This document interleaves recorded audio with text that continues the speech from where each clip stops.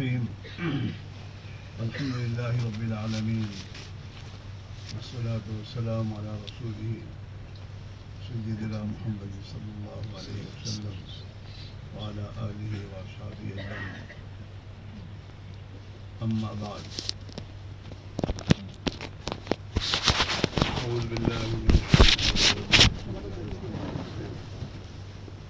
من كان يريد العاجلة عجلنا له فيها ما نشاء لمن نريد ثم جعلنا له جهنم يصلاها مذموما مدحورا ومن أراد الآخرة وسعى لها سعيها فأولئك سعيهم مشكورا كلا نمد هؤلاء وهؤلاء من عطاء ربك وما كان عطاء ربك محظورا صدق الله مولانا العظيم وقال رسول الله صلى الله عليه وسلم المعونة على قدر المعونة أو كما قال عليه الصلاة والسلام. محترم دوستوں بزرگوں اور بھائیوں، دنیا کی ضرورتوں کے بارے میں تو قرآن میں اللہ کہہ رہے ہیں جو کرے گا ہم اس کو دے دیں گے.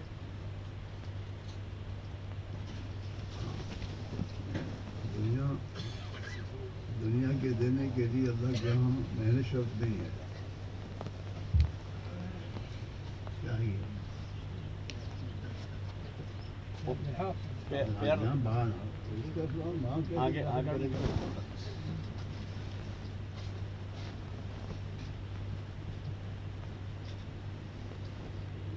اس کو صحیح لپیٹ یوں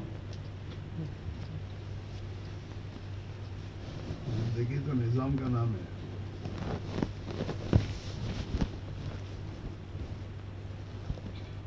گوڑ کا گوڑ ایم کر تو صحیح ہے نہیں رہے.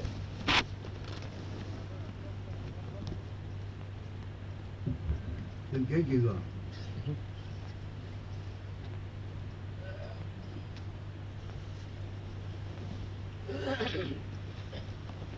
مقدر کی دنیا تو اللہ ہر ایک کو دیتا ہے اور دنیا کو اللہ نے امتحان کے لیے بنایا ہے. یہ امتحان کے لیے اور امتحان کے لیے اللہ نے ہر انسان کو اپنی زندگی گزارنے کے لیے اپنے احکام دیے ہیں. جو ان احکام کو پورا کرے گا کامیاب ہوگا اور جو اس دنیا میں اپنی جی کی چاہتوں پر چلے گا یا اپنی آنکھوں دیکھی پر زندگی گزارے گا اور اللہ کے احکام کو چھوڑے گا وہ ہر حال میں ناکام ہوگا. دنیا کے بارے میں اللہ تعالیٰ کہہ رہے ہیں فلما نسوا ما ذکروا به فتحنا علیہم ابواب کل شیء. کہ انسان جتنا اللہ کو بھولتا ہے، آخرت کو بھولتا ہے، خدا کے احکام کو چھوڑتا ہے، اتنا اللہ اس کو دنیا کی چیزوں کے دروازے کھولتا ہے. فلما نسوا ما ذکروا به، تزکیے کے لیے تو انبیاء بھیجے ہی جاتے تھے زمانے میں.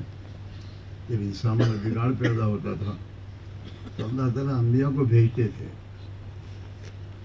تذکیر کے لیے، حقیقت سمجھانے کے لیے، اور جو غلط راستے پر اپنے آپ کو ڈالا ہے اس سے نکالنے کے لیے، صحیح راستے پر ڈالنے کے لیے نبی آتے تھے. پھر انسان اپنی دنیا کی محبت میں اور دنیا کے دھوکے میں پھنس کر نبی والا راستہ چھوڑتے ہیں، پھر نادان ہو جاتے ہیں اور زندگیاں خواہشات پر لے آتے ہیں، خدا کے احکام کی خلاف ورزی کرتے ہیں. تو پھر اللہ تعالیٰ شانوں نبی کو بھیجتے تھے. آخر میں جناب رسول اللہ صلی اللہ علیہ وسلم قیامت تک کے انسانوں کی تذکیر کے لیے تشریف لائے.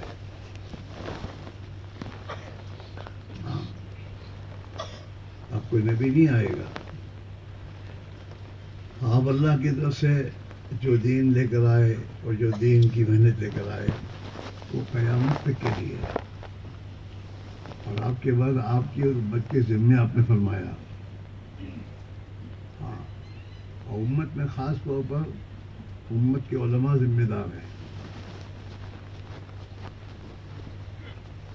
ہاں، علماء نے لکھا ہے نا، اِنَّا نَحْنُ نَزَّلْنَا الذِّكْرَ وَإِنَّا لَهُ لَحَافِظُونَ. تو اللہ نے اپنے دین کی حفاظت کرا اور قرآن پاک کی حفاظت کے لیے علماء کا وجود اس میں رکھا ہے، ہر زمانے میں، ہر دور میں. ہمارا آپ تو جانتے ہیں کہ مجددین کا جو وجود ہے وہ اسی لیے ہے ہر دور میں، کہ انسانوں میں جب بگاڑ پیدا ہوا تو اس کی اصلاح کے لیے کوئی نہ کوئی اللہ کا بندہ جس کو اللہ نے منتخب فرمایا، اس نے ہر قسم کی لائن کی قربانیاں دے کر امت کو صحیح رخ پر لانے کی محنت کی، اور جو بگاڑ امت میں آیا اس امت کو بگاڑ کو ختم کیا. ہاں، علماء کا وجود یہ اللہ کے نبی کا معجزہ ہے ہر دور میں. اہل علم ہر دور میں، اہل علم میں ایسے اللہ نے افراد پیدا فرمائے ہیں جنہوں نے ذمہ داری سمجھ کر رات دن اپنے آپ کو امت کے پیچھے کھپایا ہے، اور ان کی دینی ضرورت کے بارے میں محنت کی ہے، قربانیاں دی ہیں، حالات کا مقابلہ کیا. آپ کے اس علاقے میں حضرت مولانا نذیر احمد صاحب کو اللہ نے کھڑا کیا، تو حضرت مولانا نذیر احمد صاحب نے ہر لائن کے حالات کو جھیلا ہے. ایسے مومن وجود میں نہیں آئے ہیں. رات ایک دن کیا ہے، اور اپنے زمانے کا جو ذمہ دار تھا نواب، وہ تو حضرت کے بالکل خلاف تھا. حضرت کو اپنی بستی سے نکلنا پڑا، چھوڑنی پڑی، لیکن حضرت نے اپنی بات کو نہیں چھوڑا. اپنی محنت کو برابر آپ کرتے رہے، اور جو حالات آتے رہے وہ جھیلتے رہے، یہاں تک کہ اللہ نے حضرت کی محنت کو، قربانی کو قبول فرمایا، اور اس قوم کو اور برادری کو خدا نے صحیح راہ پر ڈالا، اور اس میں علم الہی کو زندہ کیا. ہاں، ایک آدمی نے محنت کی اور اپنے دور کے نواب کے مقابلے میں تمام حالات جھیلے. ہم کو تو کچھ بھی نہیں کرنا، ہمارے سامنے کوئی حالت نہیں ہے.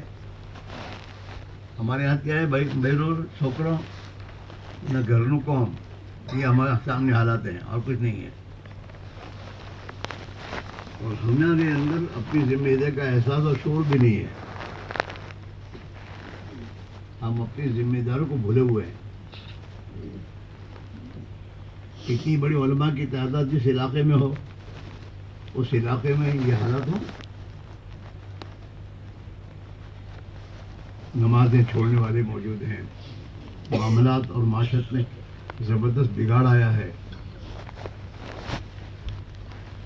اور پتہ نہیں کیا کیا ذہنی اختلاف کی شکار ہو. تو آپ لوگ ہیں یہاں ماحول میں ہو، اس کو پتہ نہیں چلتا. ذرا بمبئی میں جاؤ، تمہاری برادری کے لوگوں کے پاس بیٹھو. سب سے بڑی مصیبت آج یہ ہے کہ علماء کا امت کے عوام کے ساتھ جوڑ نہیں ہے. ماحول میں جا کے بیٹھنا نہیں ہے، کیا چل رہا ہے. جو دین کی خدمت میں ان کا کام ہو، وہ کیا سمجھتے ہیں؟ ہم جو پڑھاتے ہیں مدرسے میں کافی ہے. آگے کہ ہماری برادری اور امت مسلمہ کے احوال کیا چل رہے ہیں دین کے اعتبار سے.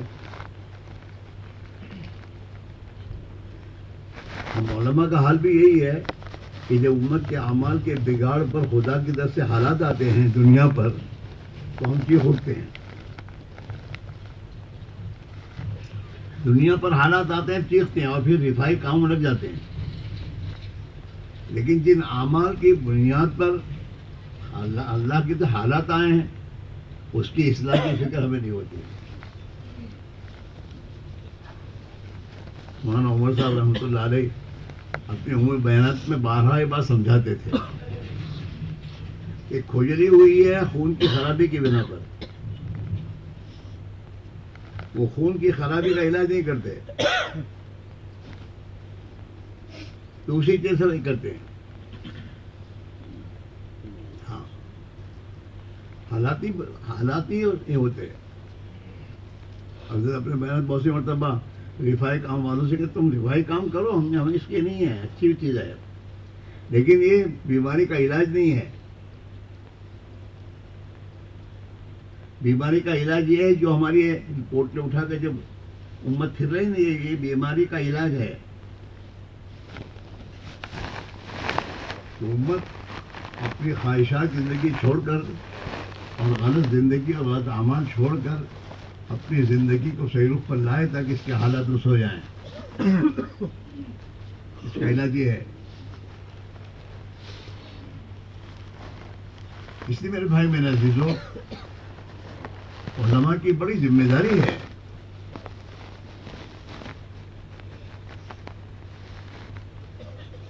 حالات کو جھیلنا. ہم اسی سے گھبراتے ہیں. میں مولویوں کی جب سال کی تشکیل کرتا ہوں تو کہتا ہوں کہ ابھی مدرسے میں تو پنکھوں کے نیچے بیٹھ کے سب سیکھا ہے, تبلیغ میں جائیں گے تو اپنا بستر اٹھانا پڑے گا, چلنا پڑے گا, حالات جھیلنے پڑیں گے, سردی گرمی, 3 بجے کھانا ملے گا. اس لیے طبیعت گھبراتی ہے, سال نہیں لگاتا آدمی.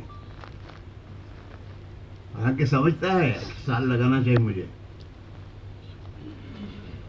مجاہدے کی صفت زندگی میں جب نہیں ہوگی تو آدمی دین کا کام نہیں کر سکتا.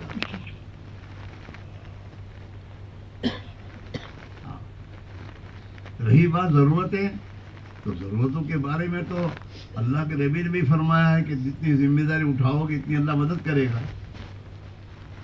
لیکن بھی فرمان ہے, قرآن میں اللہ کا فرمان ہے وَلَيَنْصُرَنَّ اللَّهُ مَن يَنْصُرُهُ. تم میں جو بھی اللہ کے دین کی مدد کرے گا اللہ ضرور ضرور اس کی مدد کرتا رہے گا. تم تو سب پڑھانے والے لوگ ہیں, لام تاکید نون تاکید داخل المضارع یفید الاستمرار. ایک مرتبہ مدد کرنے کا وعدہ نہیں ہے. جس موقع پر جتنی مدد کی ضرورت ہوگی خدا مدد کرے گا. ہم کبھی یہ نہیں سوچتے. قرآن کی آیات کو تدبر سے پڑھنے کی ضرورت ہے اور اللہ کی ذات و صفات پر یقین اور نظر لا کر قرآن پاک کو پڑھنے کی ضرورت ہے. صحابہ جو فرماتے تعلمنا الایمان ثم تعلمنا القرآن. ہم نے پہلے ایمان سیکھا, اللہ کو پہچانا, اللہ کون ہے, اس کی معرفت حاصل کی, اور پھر ہم نے قرآن پاک کو پڑھنا شروع کیا. پھر قرآن پاک کو تدبر سے ہم نے پڑھنا شروع کیا تو ہر آیت قرآن میں ہمارے ایمان میں بڑھوتری ہوتی چلی گئی.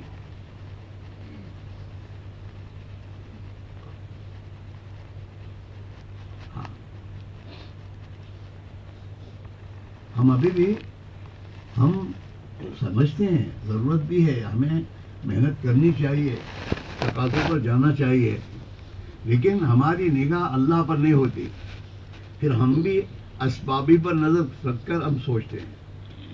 اور صحابہ نے ہمیشہ اللہ کے قدرت پر نگاہ کر کے ہر فیصلے کو کیا.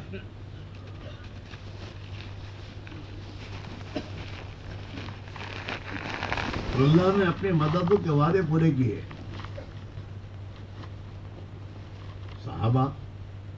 صحابہ کے پاس حالات کوئی اچھے نہیں تھے، دنیاوی حالات اچھے نہیں تھے، گھروں میں فاقے تھے،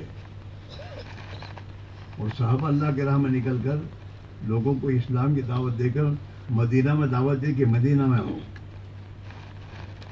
اپنے گھر میں کھانے کو نہیں ہے، اور پوری دنیا میں جا کر دعوت دے کر مدینہ میں لا کر ان کو کھلا رہے ہیں۔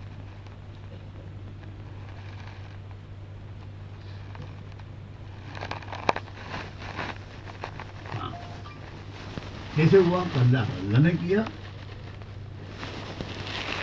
کرنا۔ آج تو گورنمنٹ ملازمین کو گورنمنٹ پر جتنا یقین ہے اتنا ہم علماء کو اللہ کے دین کی محنت اور دین کو تقاضوں کو پورا کر کے ہمیں اللہ پر یقین نہیں ہے۔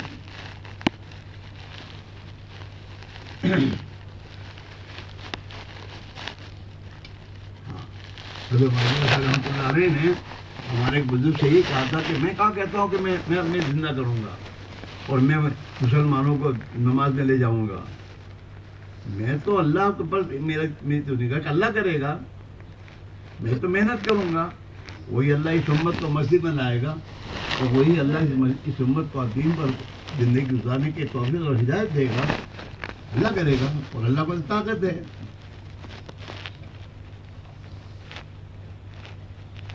نگاہ اللہ پر ہے،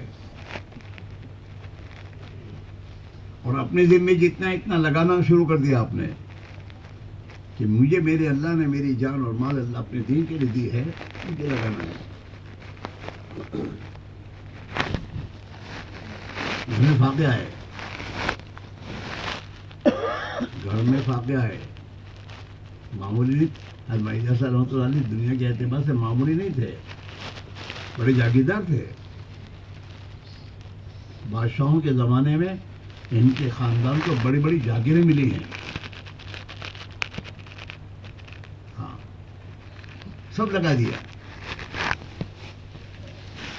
حضرت کی جو گھر والی تھی وہ رئیس خاندان کی تھی، اور جو رئیس خاندان کی تھی تو کیا کچھ اس کے باپ نے ان کو نہیں دیا ہوگا۔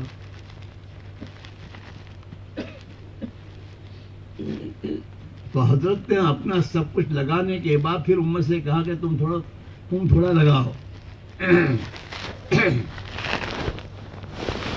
ہاں، کسان کے پاس گھر میں جتنا میرے دوست دانہ ہوتا ہے بیج کے لیے، وہ نہیں سوچتا کہ یہ بیج ڈالوں گا تو کھاؤں گا کیا،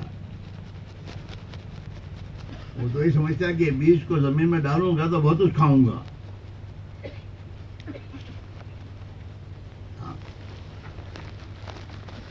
تو حضرت نے کہ میں کچھ جو کچھ لگاؤں گا اللہ کے دین پر، اللہ تعالیٰ شانو اپنی قدرت سے مجھے بھی دے گا، اور اللہ اپنی بات کو چلائے گا دنیا میں۔ خوب سب لگایا، گھر کے برتن بیچ دیے، وہ اس زمانے کے برتن لوہے کے نہیں تھے، وہ تو برتن تانبا اور پیتل کی بڑی بڑی دیگیں اور تمام چیزیں تھیں، سب بیچے۔ ہاں، یہاں تک کہ گھر میں آٹا رکھنے کے لیے کوئی برتن نہیں تھا۔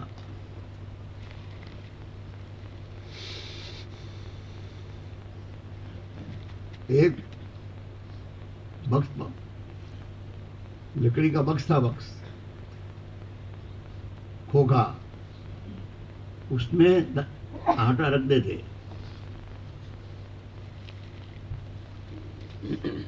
حضرت کے پاس جو تھا وہ لگ گیا، تو پھر حضرت نے حاجی عبد الرحمان سے کہا کہ حاجی جی حجن کو سمجھاؤ، ترغیب دو اللہ کے راہ میں خرچ کرنے کی۔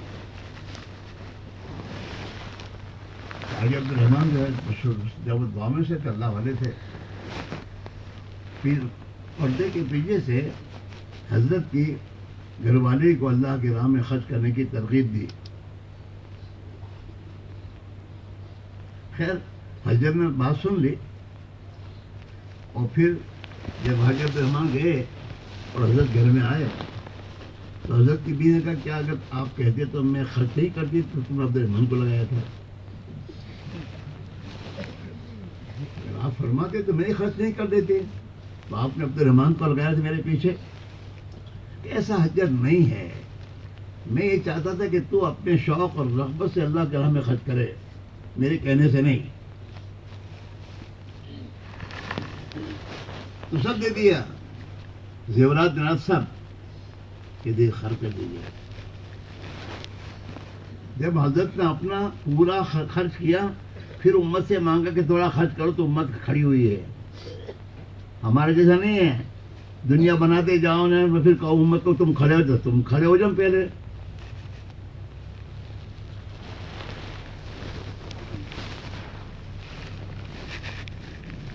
جی ہاں،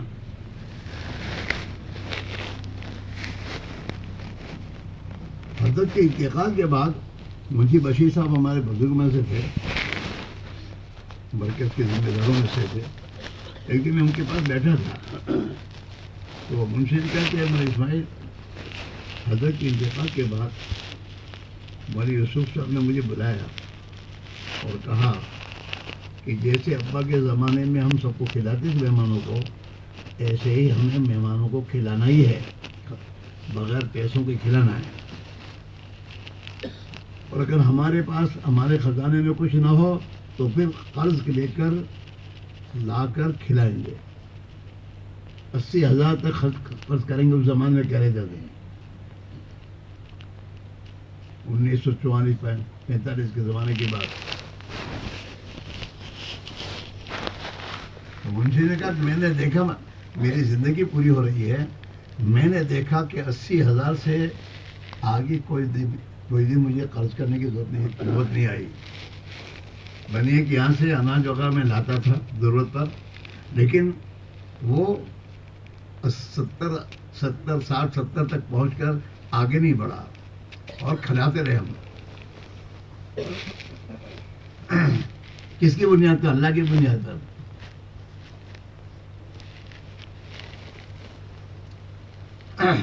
اور اللہ کا وعدہ یہ ہے، جو اللہ کے دین پہ لگائے گا اللہ اس کو لوٹائے گا. من ذا الذی یقرض اللہ قرضا حسنا.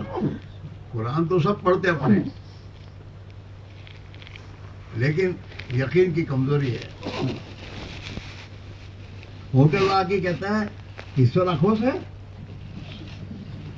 تو گھر میں سے سب نکال کے دے دیتا ہے.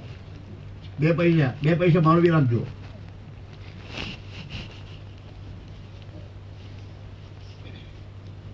اور اللہ قرآن میں کہہ رہا ہے من ذا الذی یقرض اللہ قرضا حسنا فیضاعفہ لہ اضعافا کثیرا. کہ ہے کوئی ماں کا پوت اللہ کو قرضہ دے، یہ اگر اللہ کو قرضہ دے گا تو اللہ اس کے قرضے کو کئی گنا بڑھا چڑھا کر واپس کرے گا. قرآن میں کئی آیت ہیں وما انفقتم فی سبیل اللہ فہو یخلفہ. تم جو اللہ کی نسبت پر خرچ کرو گے اللہ اس کا بدل تم کو دے گا. یہ کس کے لیے ہے؟ سب کے لیے بیان کرنے میں، مولوی کے لیے نہیں ہے.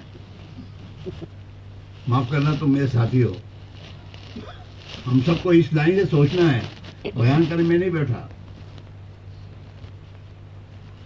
ہماری تنگیوں سے نکلنے کا راستہ اللہ کے دین کی محنت میں خرچ کرنا ہے.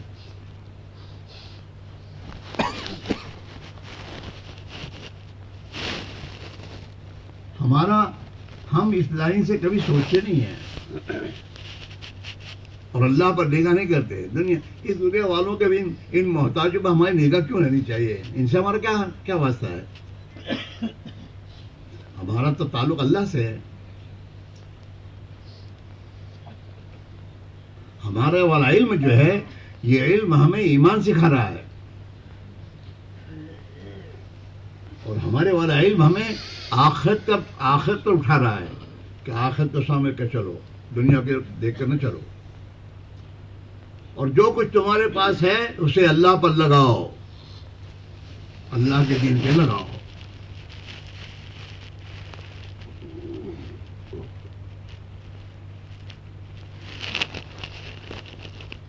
میرے عزیز میرے بھائیو، ہماری جان اور مال جتنا دین پر لگے گی اور اللہ کی دی ہوئی ذمہ داری کو ہم جتنا پورا کرنے پر اپنے آپ کو لگائیں گے ہر حال میں، اللہ اسی اعتبار سے اپنی مدد ہمارے ساتھ شامل کرے گا.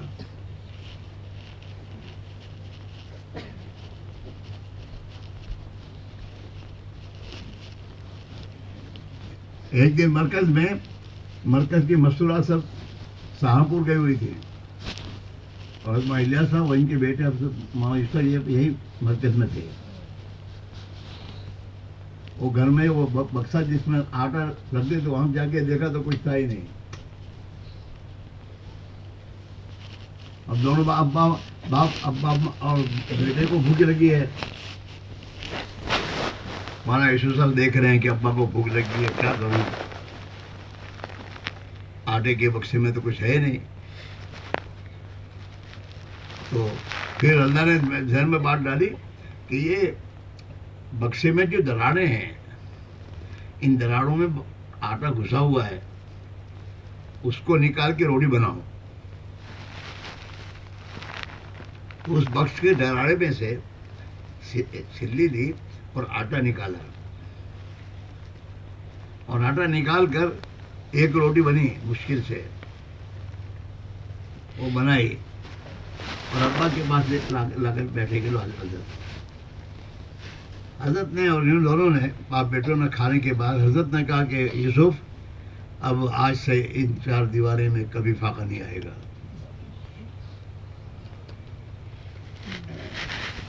ہمارا حال کہ ہمارو تو مرچ ہے، تارم مارو بھاگ. ہم یہ کر رہے ہیں، دین پر نہیں لگا رہے. ہم ان داندانوں کی طرح میرے بھائیوں مکانات بنا کے چکر میں اور دنیا کے چکر میں پڑے ہوئے ہیں. ہم کبھی نہیں سوچتے کہ میں عالم دین ہوں، میرے نبی کا وارث ہوں. میرے نبی نے اپنے خون بہا کر اور فاقے کو جھیل کر جس دین کو دنیا میں زندہ کیا، وہ دین آج میری آنکھوں کے سامنے زندگی سے نکل رہا. مجھے کیا کرنا چاہیے؟ ہمیں تو یہ سوچنا چاہیے.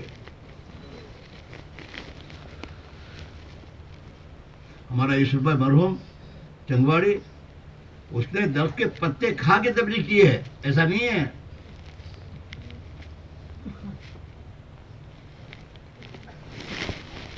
ہاں، کسی کے سامنے ہاتھ نہیں پھیلایا، اور اللہ کے دین کے تقاضوں کو چھوڑا نہیں. اور کئی مرتبہ پیدل چلے ہوں گے کہاں سے کہاں جانا ہے. شکر کبھی نہیں سوچا، لیکن ان کی اولاد کو خدا نے ضائع نہیں کیا.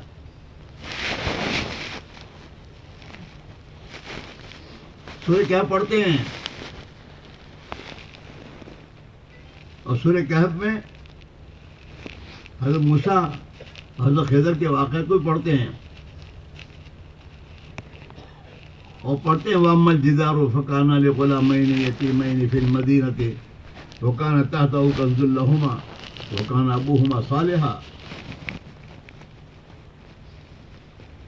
وہ تو نیک کی اولاد ہے، نیک آدمی کی، اور اس کی اولاد کے بارے میں اللہ یہ انتظام کر رہا ہے. وہ تو اللہ کو پیارے ہو گئے تھے، اور چھوٹے بچے چھوڑ کے چلے گئے تھے، اور دیوار کے نیچے باپ نے اپنے بچوں کے لیے کچھ نہ کچھ دبایا، خزانہ دبا کے گئے تھے.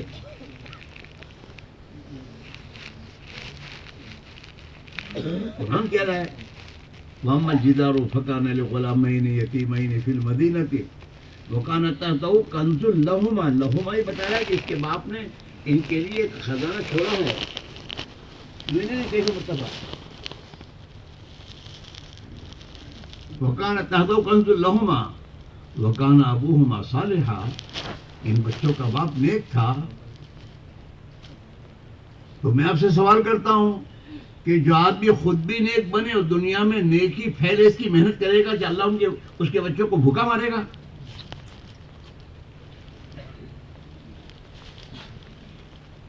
اللہ میں بھوکا مارے گا؟ تمہارے بڑے بڑے تو ایک بات کہا کرتے تھے، جینو گائیشو تینو کھائیشو. ہمارے تو گودے میں تھا جینو کھاشو، ہاں اس کا کھائیں گے.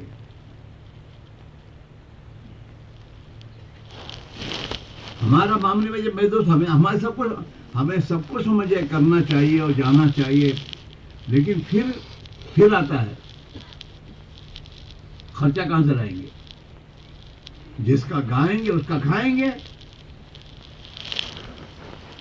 اور کھلائے گا وہ، لیکن ہے غیب میں، غیب میں ہے. جتنا غیب کا یقین بنے گا اتنا آدمی کا قدم اٹھے گا. اور اسی کا امتحان ہے ہم سب سے کہ غیب کی بنیاد پر کون زندگی گزارتا ہے. اسباب کی بنیاد پر تو میں تو جو ایمان والے وہ بھی گزارتے ہیں دنیا کے اسباب کو سامنے رکھ کر کے. ایمان والا اسباب کو نہیں دیکھتا، ایمان والا مسبب اور اسباب کو دیکھتا ہے، اب قدم اٹھاتا ہے. اور اللہ غیب کی بنیاد پر اس کی مدد فرماتے ہیں جس کی بنیاد پر اس کی دعوت پہ جان پڑتی ہے، اس کی دعوت پہ جان پڑتی ہے. پھر یہ دنیا کے اسباب کو سامنے نہیں رکھتا لوگوں کے سامنے، وہ اللہ کی قدرت کو سامنے رکھتا ہے کہ اللہ کریں گے.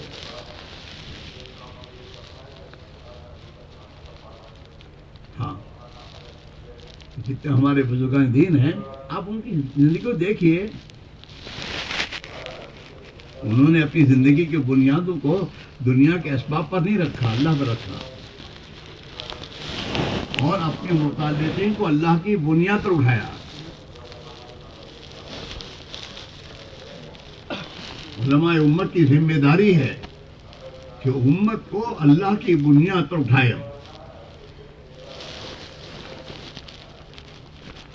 اور امت میں اللہ کا دین زندہ کریں گے، اور دین زندہ ہوگا اور اللہ اور معصیت ختم ہوگی، اللہ اس امت کے حالات سنوارے گا.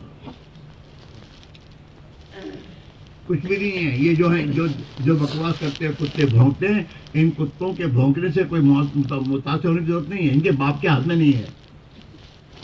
ہمارے مدارس، ہمارے مکاتب، ہمارے مساجد، یہ مساجد اللہ کی حفاظت میں ہیں، ان کے ہاتھ میں کچھ نہیں ہے.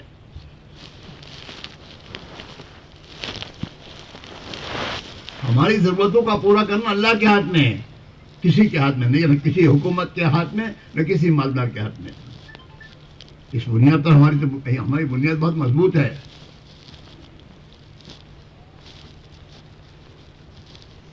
ایک انسان دنیا کی گورنمنٹ کی ذمہ داری کو اٹھاتا پوری کرتا ہے تو وہ گورنمنٹ اس کی تمام ضرورتوں کا انتظام کرتی ہے. اور آج مسلمان کہتا ہے جماعت کو قوم کشی تو چونچی لاؤ، تیرا ایمان کہاں ہے؟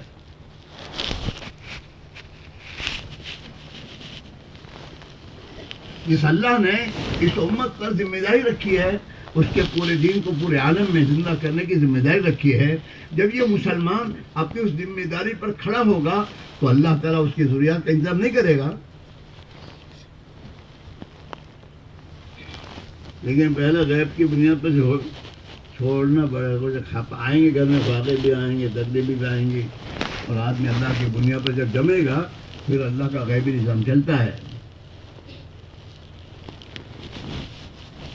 کوئی بھی تبلیغ میں لگنے والے ہمارے اگلے جتنے بھی ساتھی ہیں وہ بیچارے دنیا دار نہیں تھے، ان کے پاس دنیا تھی ہی نہیں، لیکن جو تھا اس کو لگایا، اور تقاضے پر ہر حال میں اللہ کی بنیاد اپنے آپ کو تیار کیا.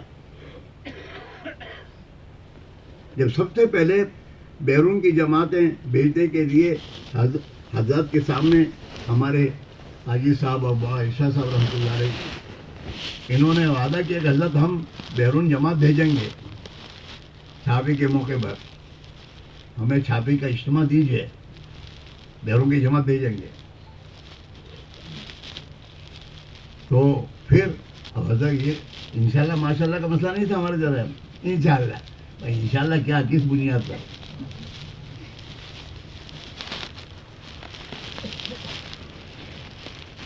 تو پھر بیٹھیے آنند میں یہ سب آئی صاحب اور عائشہ صاحب، یوسف بھائی، صاحب، یہ سب جتنے ہمارے گجرات کے ذمہ دار تھے سب جمع ہوئے مشورے کے لیے. ہمارے پہلے مشورہ دوسروں کے لیے نہیں تھا، اپنے لیے تھا. آج کام نہیں والا صرف کیوں کہ کام کرنے والے جتنے مشورے دوسروں پر، میں ہمارا تو ایک جماعت دے گا منہ نہیں، وہ نہیں ہے کہ میرے ساتھ ایک جماعت دے.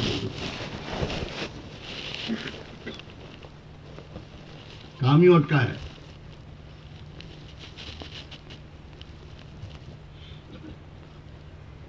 مجھے بھی بلایا گودرا سے مشورے میں بھی گیا. اور جو تو میں تو نیا مسلمان تھا تبلیغ میں. 66 میں میرا سال لگا اور 68 میں مشورہ ہو رہا تھا 67 میں. تو اس زمانے میں زیادہ وہ نہیں اس چیز ہم سمجھتے نہیں تھے. اپنا بزرگوں سے چلو اب شروع ہوا. افریقہ کی جماعت بھیجی. کون جائے گا اس میں سے؟ تو مشورے میں سے کیا ہوا کا فرانس بھیج دی کہ اس کو مجھے بکری کو بھیجو اور افریقہ سے کہیں کو بھیجو. پھر وہاں عیسیٰ صاحب کو شام کی جماعت پہ عیسیٰ صاحب کو طے کیا. بولے عیسیٰ صاحب گئے یہ وقت ہمارا قصہ میں 4 ہونا تھا اور طے ہو رہا ہے شام کا. اور گورنمنٹ کا آدمی وہاں بیٹھا ہوا تھا سب سنتا تھا کہ یہ طے ہو رہا ہے.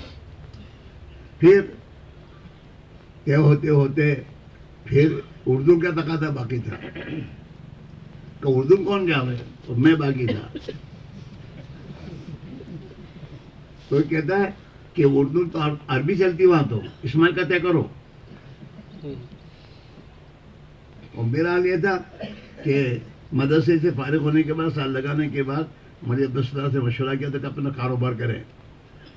پیسہ تو کچھ تھا نہیں. تو ہم دونوں نے 700 روپے کسی کے پاس سے قرضہ لیا اور اس کو لے کر یہ فرنیچر کا کاروبار شروع کیا. ہم نے سنگاڑے آتے ہیں نا جو اس کا 1 سال ہوا تھا اور سب قرضے پہ چل رہا تھا. گورنمنٹ کی جو ہوتی تھی سوسائٹیاں وہاں سے ادھار سوسائٹی میں سے مال رکھتے تھے.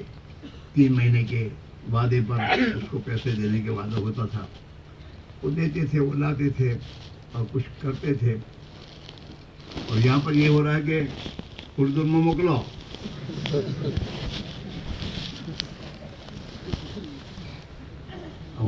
اس زمانے میں مشورے میں بات آئے تو کوئی کسی کو انکار کرنے کی ہمت نہیں دیتی تھی. تو اللہ بھی خیر میں خاموش رہا. کیا ہو گیا؟ تو پھر ہمارے یہاں بیرون کی تشکیل میں ہم پہلے مال پیسے نہیں سوچتے کہ اس کے پاس پیسے ہیں کہ نہیں, اس میں صفات ہے کہ نہیں. اللہ سے رونے والا, اعمال کی پابندی کرنے والا, یہ تمام صفات اس میں ہے کہ صفات اس میں کہ اس کو طے کرو. پھر کہو کہ اللہ دی مانگ, اللہ دی مانگ, اللہ الف ہے. تو ہم کو کسی نے پوچھا تھے بس کچھ ہے کہ نہیں, تقاضا ہے کیا کرو. میں نے کہا ٹھیک ہے چلو, اور 2 رکعت پڑھنے پہ لگا دیا. 2 رکعت پڑھو.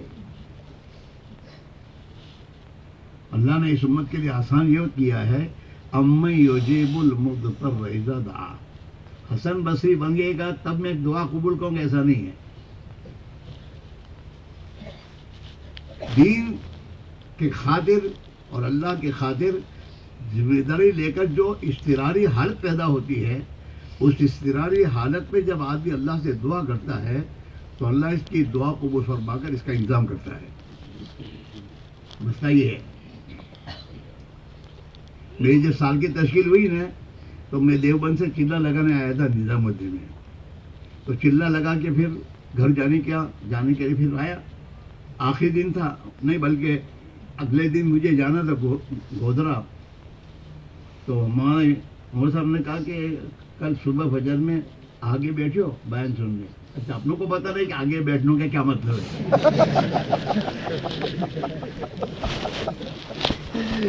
اور حاجی موسیٰ بابا بھی آئے ہوئے تھے. اب ان دونوں کیا آپس میں گفتگو کی مجھے کچھ پتہ نہیں. تو خیر فجر کی نماز کے بعد آگے جا کے بیٹھ گئے. یہ نہیں تھا, یہ تو ذبح کرنے کی بات ہے, یہ پتہ نہیں تھا. بیان ہوا، مولانا تشریح شروع کی. تھوڑی دیر تو مجھے بیٹھنے دیا، میں تو نیچے منہ ڈال کے بیٹھا رہا. لیکن تھوڑا 5-10 منٹ کے ہوتے ہیں، اسماعیل کھڑا ہو جا، سال لگا دے. اب مجھے تو کاڑے تو خون نہ نکلے.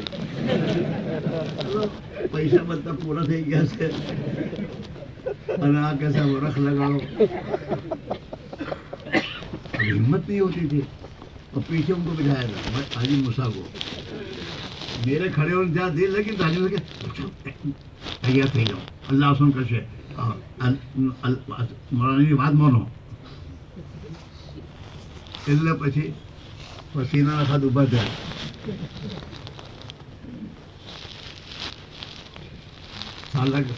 سال دکھا دیا کہ وہ چکر تو بھی کیا کرنے کا. تو آخر ہمارے پاس تو ایک ہی علاج ہوتا تھا، 2 رکعت صلاۃ حاجت پڑھنے کا. تو مجھے یاد ہے کہ میں وہاں سے جب بیان ختم ہوا تو سیدھا حوض پہ گیا، وضو کیا. وضو کل تو زمانے میں مرکز کا اوپر کا حصہ تھا منزل پہ مسجد پر، وہاں کوئی ہوتا نہیں تھا. تو وہاں گیا، وہاں جا کے 2 رکعت پڑھی.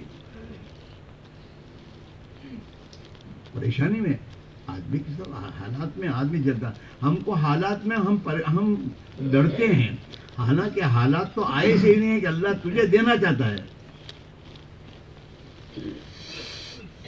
اللہ سے معاملہ کر، اضطراری حالت تیری ہے، تو ضرورت مند ہے، اور قادر حاجات تو وہ ہے. تو 2 رکعت میں نے پڑھی، اور پڑھ کر میں نیچے اتر رہا تھا تو ایک آدمی آیا دلی کا. اس نے مجھے 30 یا 50 روپے ہدیے میں دیے. میں نہیں دیے. میں نے کہا وہاں سے پوچھنے کے بعد جو کروں گا، جو بھی کروں گا جاؤ. اب وہاں کا میں پہنچا کہا کون سا بھاؤ تھے اسے شو کروں. تو کہا اللہ طرفی آئیو سر لے رہے. وہ 30 روپے مجھے اللہ کے بندے نے دیے، اس سے بھی میرا سال شروع ہوا.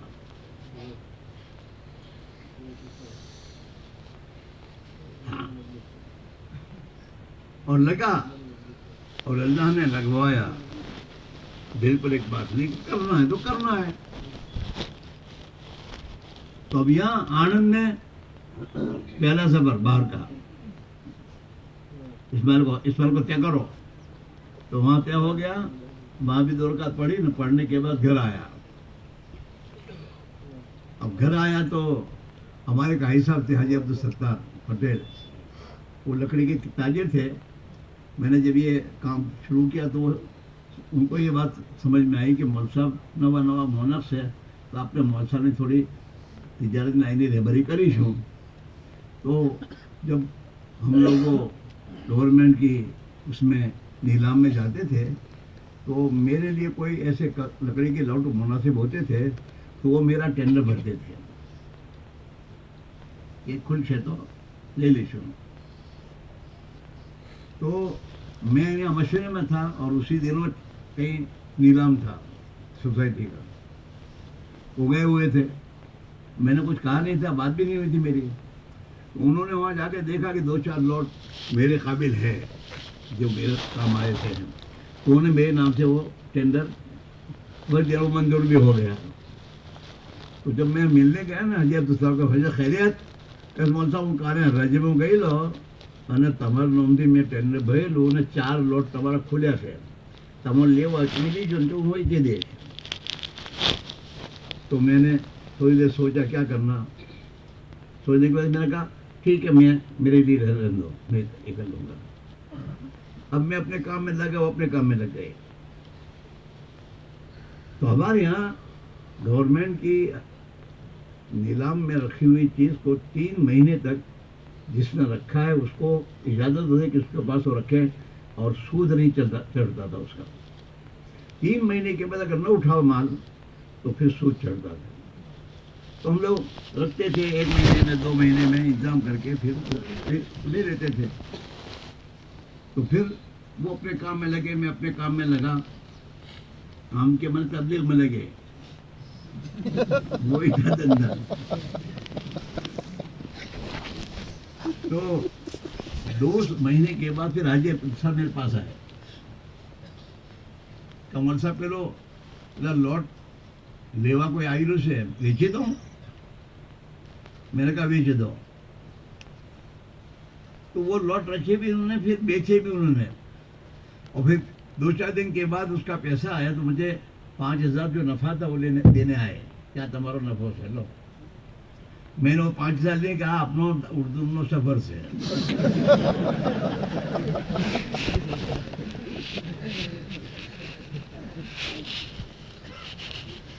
دوسروں کے سہارے پہ چلنے سے آدمی چلتا نہیں ہے.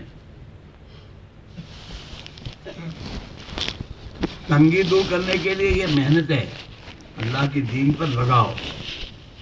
ہماری اللہ پاک سے ایسا نہیں, ہمارا اللہ سے. اللہ کے دین پر لگاؤں گے پھر اللہ مجھے دے گا. یہ یقین کرو. نبی کی حدیث ہے, جتنی ذمہ داری اٹھاؤ گے اللہ اتنی تمہاری مدد کرے گا. اس میں بہت سے مولوی سوچتے ہوں گے اب بتا مولوی بیرونی جماعت میں جائے تو پیسہ چوتھی لاوا سے اللہ چوتھی لاو تو بول رہا ہے. جس کا کام کرے گا وہ دے گا اس کو. تو بھی کر, اپنے آپ کو تیار کر کہ اللہ کے لیے فاقہ اٹھاؤں گا اور اللہ کے لیے قربانی دوں گا اور میرا اللہ مجھ سے میری ضرورت پوری کرے گا. پھر اللہ کو تو دیکھ.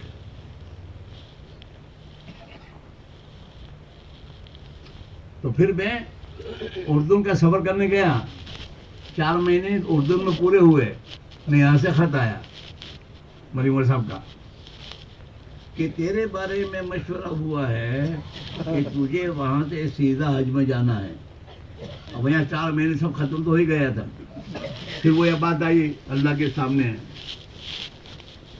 تو میرے ساتھ عثمان بھاگل تھے, ہمارے یہاں کے عبدالسلام تھے, اور ایسے ایک فتح محمد تھا سورت کا. 4-5 آدمی کا وہاں جماعت تھی. تو میں نے ان کے سمجھا کہ میرے بارے میں تو یہ بزرگوں نے مشورہ کیا ہے, میں تو اب واپس انڈیا نہیں آؤں گا. تم میں سے جس کو رہنا ہو وہ میرے ساتھ رہے.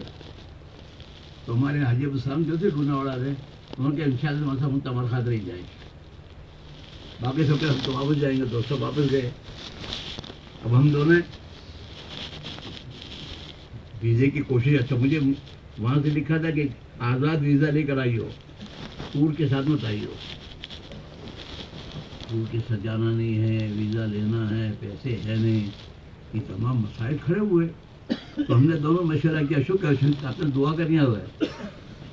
روزانہ عشاء کے بعد سورہ یاسین 2 پڑھے, دعا مانگ کے اللہ تو آسان. باہر ملک میں کس کو کہنا, وہ بھی نہیں ہے مشکل. اللہ کے جب کوئی راستہ ہی نہیں تھا. خیر ہم تو محنت بھی کرتے ہیں یاسین پڑھ کے اللہ سے مانگتے بھی رہے.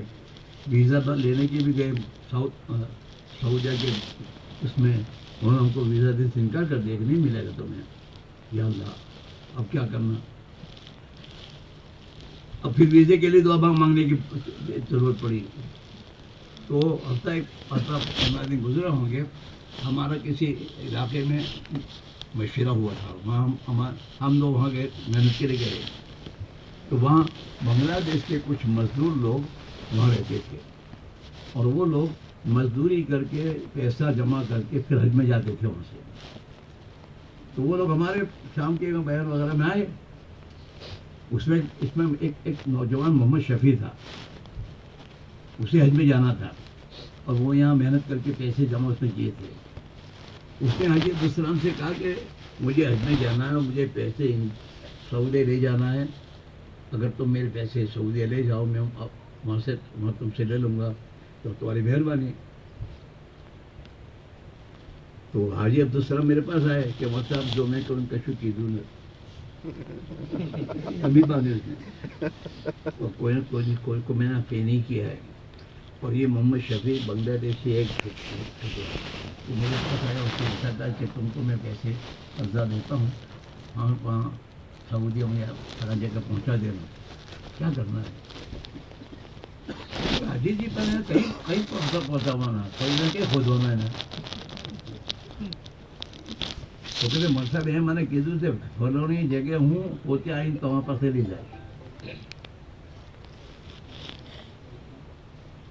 تو پھر میں کہا چل آ کر کہتے تو اللہ نے پیسوں کا انتظام تو یوں کیا ہوا قرض ہمارا وہ ان کا تھا کہ یہاں سے قرض دے لیں گے اپنے اور یہاں سے انڈیا خط لکھ دیں گے حاجیوں کے ساتھ وہاں سے پیسے منگوا لیں گے اپنے تاکہ ان کے ہاں ادا کر دیں گے پیسوں کا انتظام ہوا اب ایک عرب صاحب ہمارے ساتھ بات کر رہے تھے ان کا کہ شیخ اسماعیل سعودی ایمبیسی میں ہمارے یہاں کا ایک آدمی ہے وہ جا کر لوگوں کو ویزا لا کے دیتا ہے اور کچھ اجرت دیتا ہے پیسے اگر اس سے اپنے بات کرے اگر وہ ویزے وغیرہ انتظام کر کے یہ کرے تو تم چلے جائیے تو ہم اس کے پاس گئے اس نے کہا 10 دینار لوں گا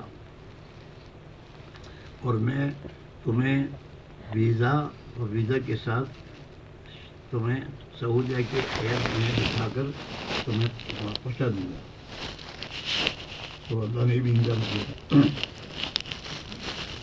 17 رمضان کو مجھے کہا تھا یہ جانے کی تمہاری ٹکٹ ہے واپسی کی ٹکٹ تمہیں کام لگے گی نہیں ویزا لینے کے لیے آنے جانے کی ٹکٹ ہمیں دینی پڑتی ہے تمہاری ایک طرف کی ٹکٹ جانے کی ہے واپسی کی ٹکٹ نہیں ہے یہ وہاں جا کے پھاڑ دینا دمی ٹکٹ تو ٹھیک ہے تو 17 رمضان کو اللہ نے ہم کو سیدھے پہنچا دیا جدہ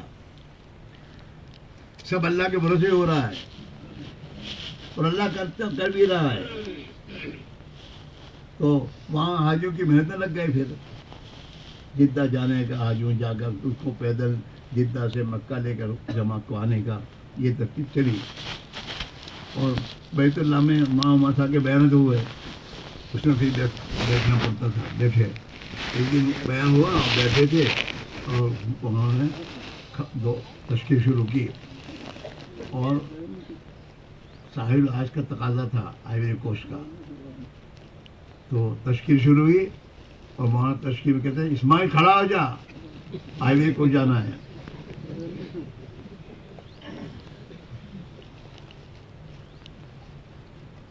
پھر رونا ہی سکھاتے ہیں ایسے میسج دیتے نہیں رو اپنا کام کرو کھڑے ہو گئے تو آئیوری کوسٹ کی جماعت میں پھر ایک عبد القدیر حیدرآباد کے پھر ایک بہار کے پولی عبد الشکور ایک سیلون کے اویس نانا اور ایک اسحاق حیدرآباد کا 5 آدمی 5 علاقوں کے ہماری جماعت نہیں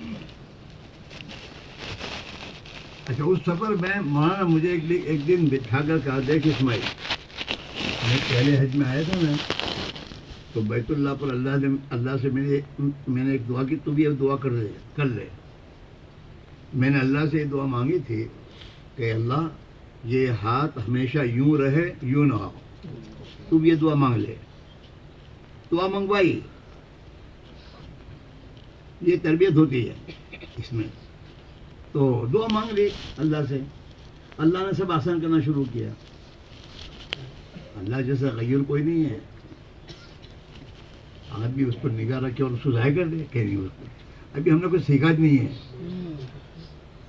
جتنا ان دنیا والوں کے ان فقیروں اور ان محتاجوں سے جتنا ہم کو امید ہے نا اتنی امید اللہ سے نہیں ہے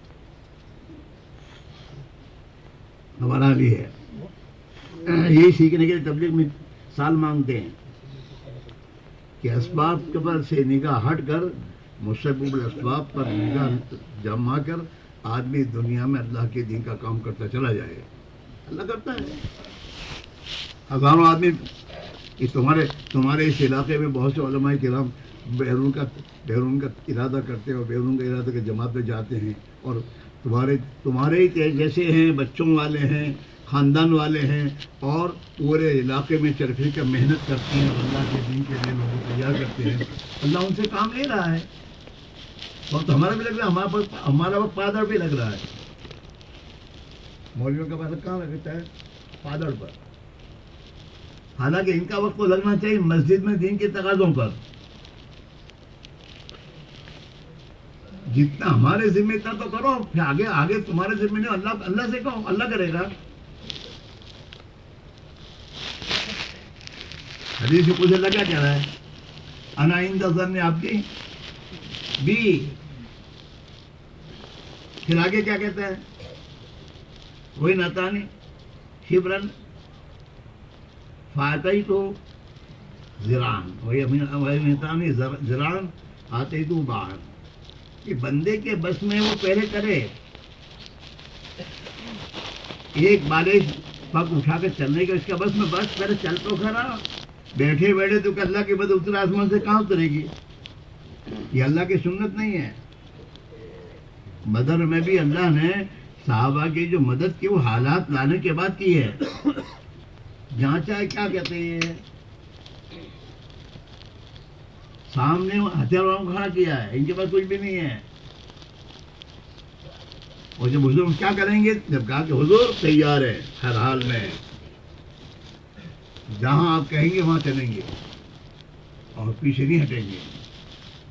تو بھائی جب صحابہ نے اللہ پر اعتماد کر کے فیصلہ سنایا حضور کو، تو حضور نے پھر اللہ سے مانگا 2 رکعت پڑھ کے رات کو کہ اللہ میں یہ تو تیری بنیاد پر کھڑے ہوئے ہیں اور اتنے ہی ہیں میرے پاس، تو اگر یہ بھی مر جائیں گے تو پھر تیری عبادت کہاں ہوگی کہیں؟ تو مدد کر. ان کے پاس جوتے، ان کو جوتے پہنا، ان کے پاس اسباب نہیں، تو یہ اسباب دے. اللہ سے پھر مانگا، اور جب مانگا تو اللہ نے مانگ قوت سنبھالی اور اللہ کی مدد اتری اور سب نے دیکھا. تو ہمارا تو معاملہ اللہ سے میرے دوستو، دنیا والوں کی طرح ہمارا نظام نہیں ہے. اور ہمارے اکابر کا بھی نظام یہ نہیں تھا کہ پہلے دنیا کے اسباب سوچیں پھر اپنے کوئی دین کا کام شروع کریں. ہاں، حضرت مولانا یعقوب صاحب رحمۃ اللہ علیہ نے میرے دوستوں پہلے عمارت نہیں بنائی دیوبند کی، اور اپنی تنخواہ کی فکر نہیں کی. انار کے درخت کے نیچے جا کر پڑھانا شروع کر دیا اللہ کے بھروسے پہ. تو یہ دیوبند کا مدرسہ کھڑا ہے. ہمارا تو آج حال یہ ہے کہ پہلے عمارت بناؤ پھر مدرسہ شروع کرو. اور ان کا کام کیا تھا کہ اللہ کے دین کی تقاضوں کو پورا کرو اور پھر اللہ سے کہو. یہاں بھی یہی ہے کہ دین کے تقاضوں پر اپنے آپ کو اللہ کی بنیاد پہ کھڑا کرو، پھر اللہ سے کہو، اللہ تم سے کام لے گا. ابھی بھی ہمارا مجمع اگر یہ طے کر لے کہ اب ہمیں اس علاقے میں ایسی محنت کرنی ہے کہ اس علاقے میں کوئی بے نمازی نہیں رہے گا، اور حضور معاشرت، حضور دین اور حضور محنت ایک ایک مسلمان کی زندگی میں زندہ ہونی چاہیے. یہ فکر کر کے اور اس کو اپنی طبیعت پر لے کر اپنے آپ کو تھکانا شروع کرو. تھکاؤ اور رات کو پھر اٹھ کے اللہ سے رو.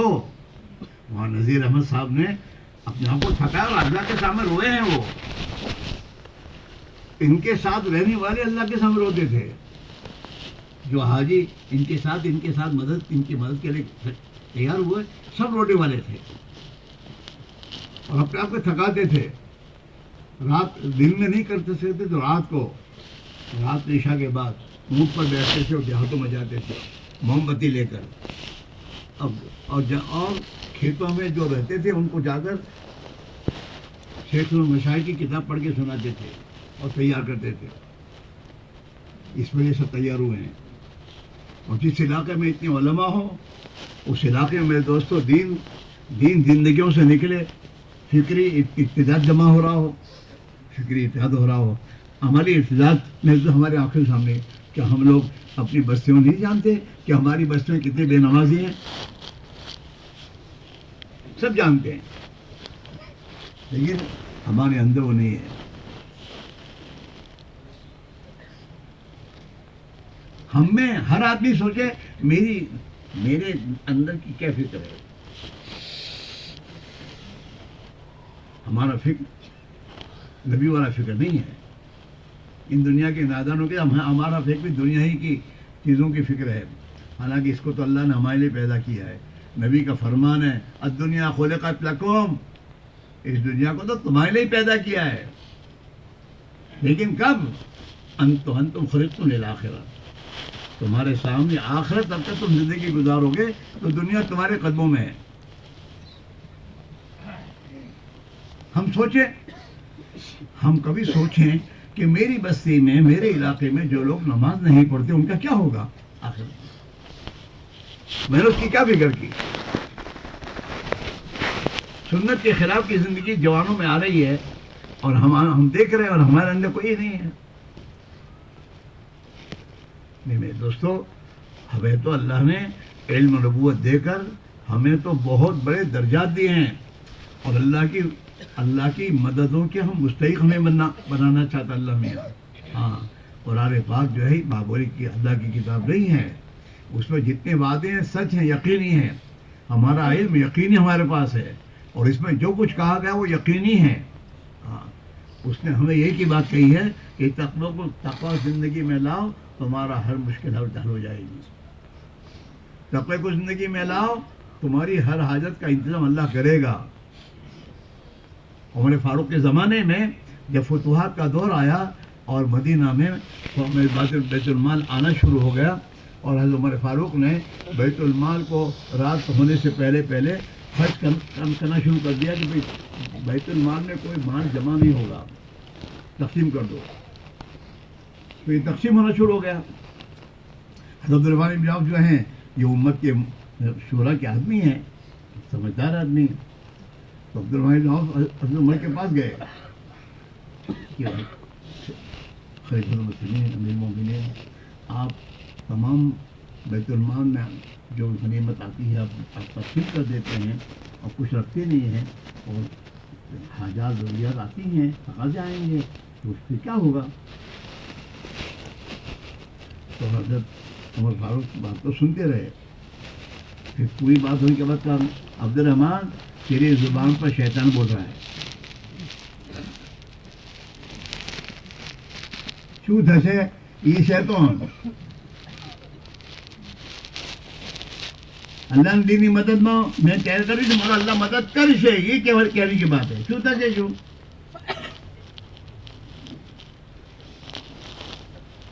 تو غصے میں عبدالرحمن تیری زبان پر شیطان بول رہا ہے. ہمارے پاس تقویٰ ہے، ہمارے پاس تقویٰ ہے. ہم تقوی کی بنیاد پر دنیا میں جی رہے ہیں، اور تقوی کی بنیاد پر ہماری تمام ضرورتوں کا انتظام اللہ کرے گا. یہ ہماری بنیادیں ہیں. تقویٰ ہدی للمتقین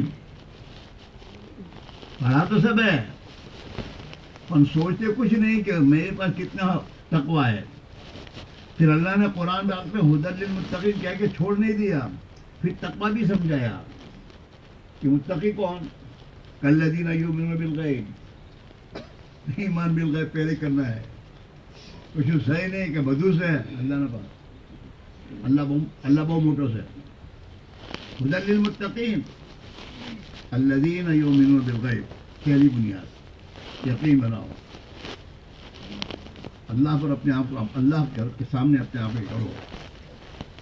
وَيُقِيمُونَ الصَّلَاةَ، نماز بناؤ. اب بھاگ دوڑ گئے نماز سے. نماز وہ ہے جو اللہ کے نبی فرما رہے ہیں، صلوا کما رأیتمونی اصلی. ایسی نماز بنانے کی فکر بھی نہیں ہے ہم کو. ہماری نماز میں عام انسانوں کی نماز میں کوئی فرق نہیں ہے. وہ یوں کرتے رہتے، ہم بھی یوں کرتے رہتے. ہمارا رکوع صحیح نہیں ہے. کبھی اپنا رکوع کسی مفتی صاحب کو بتاؤ، میرا رکوع صحیح ہے، سجدہ صحیح نہیں ہے، قیام صحیح نہیں ہے، کھڑا ہونا ہی نہیں آتا. اور ہمیں اس کی فکر بھی نہیں ہے. جس مسجد کے ہم امام ہیں، اس مسجد کے امامت کے معنی صرف نماز پڑھا کے چلا جانا تھوڑا ہے. یہ تو 24 گھنٹے کی زندگی کا امام ہے.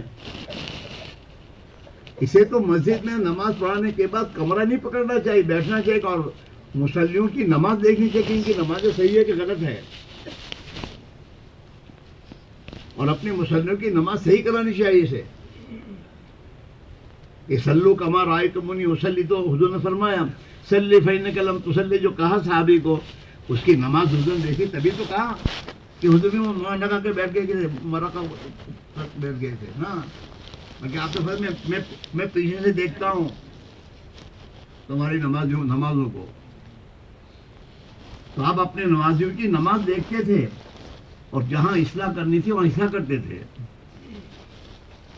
لوٹا ہے صحابی کو 3 مرتبہ، جب پھر سے پڑھ کہ نماز نہیں ہوئی. پھر جب صحابی ہو تو مجھے میری بھول کا پتہ نہیں چلتا، اب مجھے بتا دیجیے میری کیا بھول ہے. دوسرے نے اس کو بتایا. یہ سب اپنے بیان کرتے ہیں پر کرتے نہیں. یہ کرنے والے بنو، اسے تم سے 1 سال مانگ رہے ہیں. پھر یہ ذہن میں نہیں آئے گا میں مسلم میں تو امام ہوں تو آپ کی نماز پڑھانے کا ذمہ دار ہوں. یہ کبھی نہیں آئے گا سامنے. پھر سمجھ میں آئے گا میں امام ہوں، ان کی پوری زندگی کا امام ہوں. انہیں مجھے پوری زندگی سنت والی انہیں سمجھانا ہے، سکھانا ہے، اور اس کو نبی کی امتی ہونے کے ناطے سے اسے دنیا میں زندہ کرنے کی محنت کی ذمہ داری سمجھنی ہے. اگر ہم ذمہ داری اٹھاویں نا تو پھر پرہیز کرنے کی فرصت نہیں ملے گی. ابھی تو پرہیز بتا دیں کیا کیا ہے. اس سے کیا فائدہ؟ ہماری زندگی میں سادگی ہونی چاہیے. ہم امت کی مقتدا ہے، ہماری زندگی سادہ ہونی چاہیے، اور ہماری زندگی کا نظام صحابہ والا نظام ہونا چاہیے. راتوں کو اٹھنا، تہجد میں خدا سے مانگنا، ایک مسلمان کے خیر خبر لینا اور اس کی دینی ضرورت کے لیے سوچنا، یہ تمام ہمارے ذمے میرے بھائیوں. اسے تم کو بیان تو ہم سے اچھے کر لیتے تم لوگ، بیان سوائے نہیں بٹھایا آپ کو. یہ ذمہ داری کا احساس پیدا کرنے کے ہم جمع ہوئے، میں بھی نا آپ بھی. اسے آج سے یہ طے کرو کہ بھائی حضور کے وارث بننے کے بعد جو ذمہ داری ہم ہیں اس ذمہ داری کو پورا کر کے زندگی گزاریں گے. کرو گے؟ پھر تشریح کریں گے تو یوں دیکھو گے کوئی نہ تھا. کیا کرنا ہے پان جیب میں نہ ہو تو.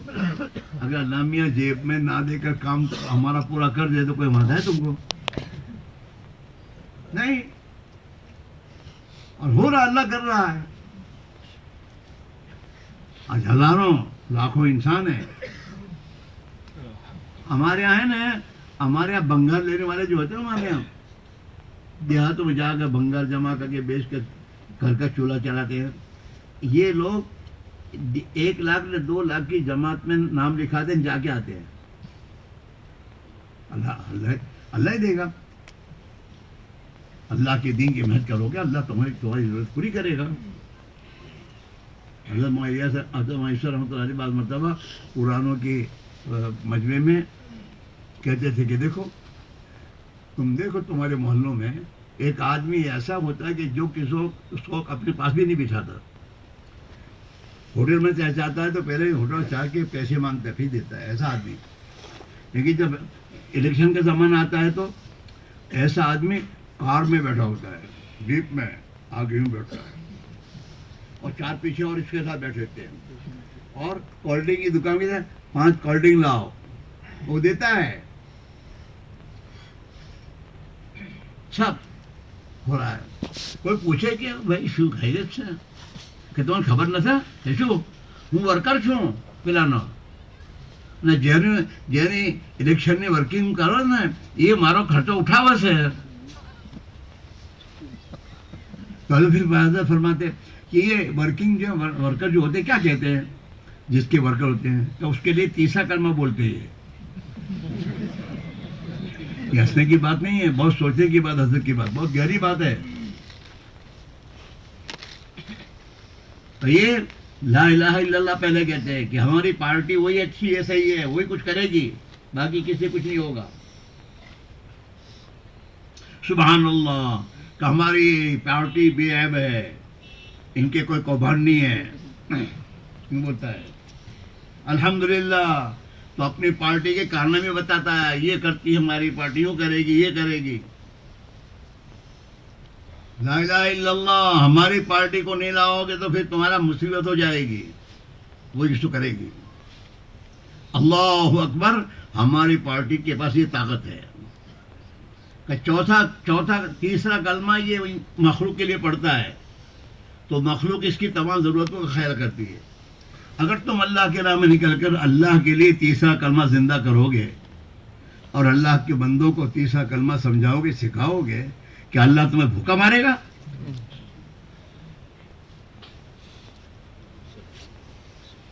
سوچنے کی بات ہے یہ. اس میں بھائی میرے عزیزو، علم بہت بڑی امانت ہے اور اس امانت کے بارے میں قیامت میں اللہ کو جواب دینا پڑے گا. ایک آدمی کو خدا دنیا کا مال دیتا ہے تو مال کے حقوق ہیں کہ زکوٰۃ دے، صدقہ دے، یہ دے. ہمیں اللہ نے علم نبوت جو دیا ہے اس کا کوئی حق نہیں ہے. ہم بھی عام انسانوں کی طرح ہے نا. ہماری ذمہ داری ہے اور ذمہ داری کے پورا کرنے پر اللہ کے وعدے ہیں. ہاں، اللہ کے نبی نے مدینہ پہنچ کر کھلانے کی دعوت دی کہ کھلاؤ، کھانے کی دعوت نہیں دی ہے کہ کھاؤ. ہاں، ایھا الناس افشوا السلام، سلام کو پھیلاؤ. واتموا الطعام، کھانا کھلاؤ. وصلوا والناس نیام، رات کو اٹھ کر خدا کے سامنے کھڑے ہو کے نماز پڑھو. اللہ تمہیں جنت میں داخل کرے گا. اس خود جنت علیہ السلام. تو جن اعمال پہ اتنی بڑی جنت ملے گی، ان اعمال پہ دنیا کی ضرورتیں پوری نہیں ہوئیں گی.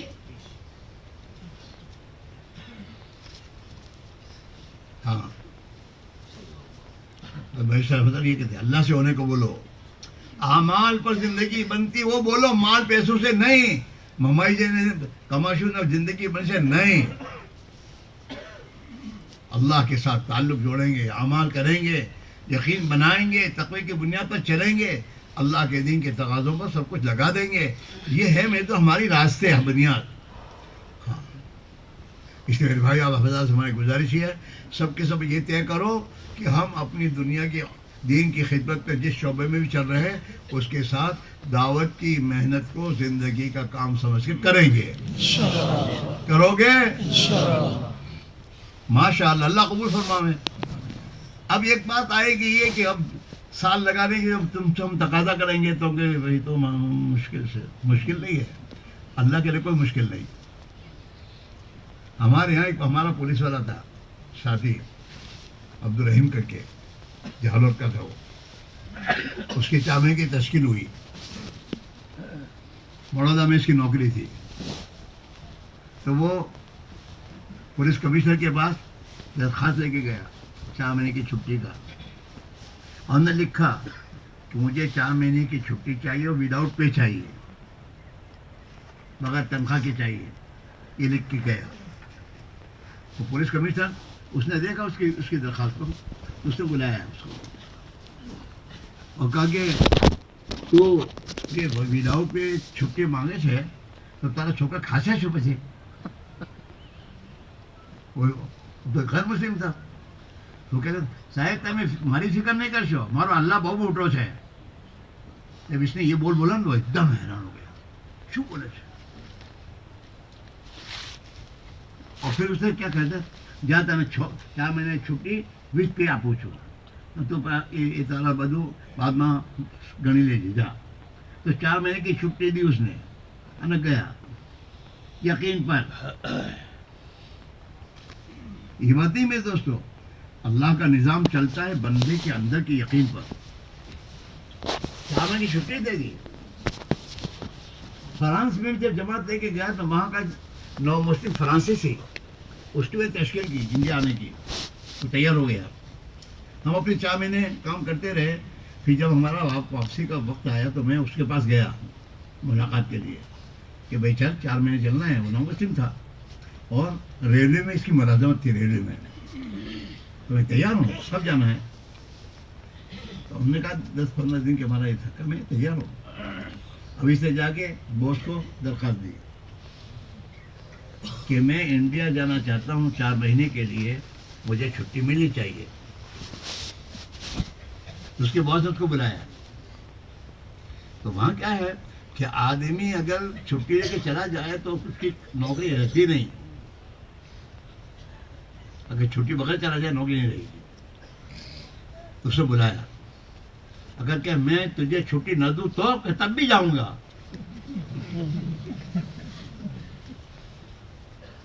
تو اس نے کہا جا 6 مہینے کی چھٹی. روزہ رہتے کون تھوڑا تھا آپ تو روزہ چھٹی مرشے تو نہیں مرشے آسن پھر سب بدو سے یار તારાથી વધારે તારો અલ્લાહ જોને છે ને તું તારા અલ્લાહના ભરોસે જશ ને તો તારાથી અચ્છું કામ કરશે અલ્લાહ. મને ઉમર સાहब को इज्जत दे कौन किसने पहुंचाया? अल्लाह ने. और जिस वक्त ये दिल्ली जा रहे थे इनके घर वाले के भाई साहब उनको उतारने के लिए आए थे. मेवाती पुरानी मेवाती के साथ तैयार हुए थे जाने के लिए और वो लेकर गाड़ी में चढ़ गया था. तो इनके भाई आए थे उतारने के लिए. तो मेवाती के उमर जो अल्लाह ताला वो मोटू कौम ले तो तैयार 4 अमर खान तो वहाँ जम गए चले गए. जब से गए तब से अभी तक अल्लाह को प्यारे हो गए और पूरी दुनिया में अल्लाह ने काम लिया. आप भी चाहते अल्लाह तुमसे काम ले तो पादड़ पर फरमाती नहीं था. जितना वक्त है वो अल्लाह के दीन को दो. अपने मोहल्लों में अपने अपने अपने देहातों में हर मुसलमान से मिलो और मेहनत करो और खुशामद करो और दीन के तकाज़ों पर अल्लाह की बुनियाद पर अपने आप को पेश करोगे तो अल्लाह ताला तुम्हें जलील नहीं करेगा. अल्लाह तुमसे काम लेगा और इंशाअल्लाह इस पूरे इलाके को खुदा एक नमूना बनाएगा. ये तो नमूना बनाने के काबिल है. हाँ, लेकिन आप लोग जब तक अपने आप को जिम्मेदार नहीं समझोगे वहाँ तक नहीं होगा. આટલી જિમ્મેદારી નથી આપણે કે હું મદરસામાં પઢાવોસ અને ઇમામત કરોસ કાફી ના. ये तो हमारी जिम्मेदारी हमें मिली है मखलूक की तरफ से, इसलिए कि हमारे बगैर कोई नमाज़ पढ़ाने वाला नहीं है तो हम नमाज़ पढ़ाएंगे. मदरस नहीं है तो हम मदरस ही करेंगे. लेकिन इतना हमारा काम नहीं है. पूरी दुनिया में अल्लाह का दीन जिंदा हो और पूरी उम्मत अपने मकसद हयात पर खड़ी हो, इसके लिए फिक्र करना, थकाना और अपने आप को भुलाना मिटाना ये हमारी जिम्मेदारी है. आगे अल्लाह तआला करेंगे. इसे सब तय करो कि इंशाअल्लाह पूरे आलम के तकाज़ों में इंशाअल्लाह हम अपने आप को तैयार करेंगे और जाएंगे. कौन ले जैसे पैसा ना अल्लाह ले जैसे मोहम्मद साहब फरमाया करते थे कि जिस दिन चांद में वीजे खुलेंगे तो मैं वहाँ भी जाऊँगा. मेरी नीयत ये भी है कि वहाँ भी जाएंगे. तो इंशाअल्लाह ये मत सोचो कैसे होगा, अल्लाह करेंगे. लेकिन हमारे पास जो है वो खर कर दे. हम मारू एम नहीं कि मारू मारा दीनના તકાજો મારા ખર્ચ કરવાનું જ છે અને આગળ અલ્લાહથી માગવાનું છે. તો સબ તૈયાર હો.